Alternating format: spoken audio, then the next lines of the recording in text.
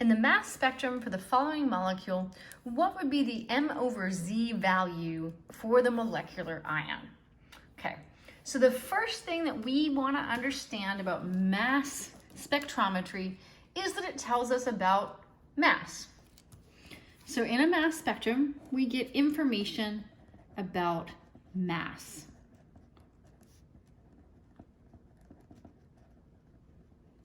Well, the mass of what? Well, what happens is if you have a molecule and you shoot it with a high energy electron beam, which is what takes place inside a mass spectrometer.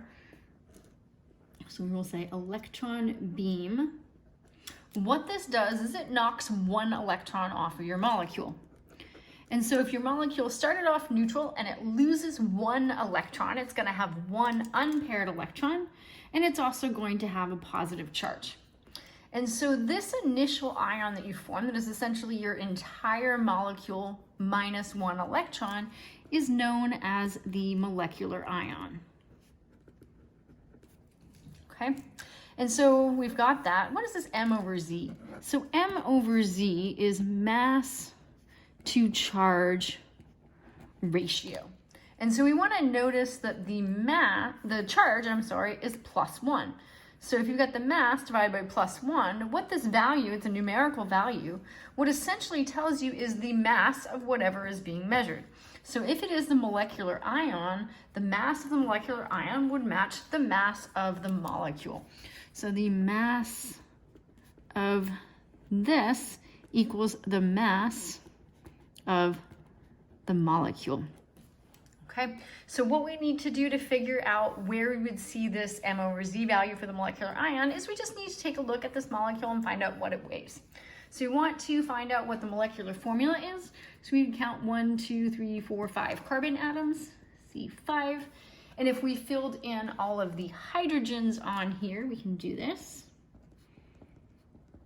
So we've got 3, 4, and 3 more for 7, 8, 9, 10, 11, 12, 13. So H13N. And then we just want to know what this weighs. And in a mass spectrum, you're actually seeing individual molecules. So we're going to use the molecular weight of the most common isotopes of each of these elements. So for carbon, we have 5 of those.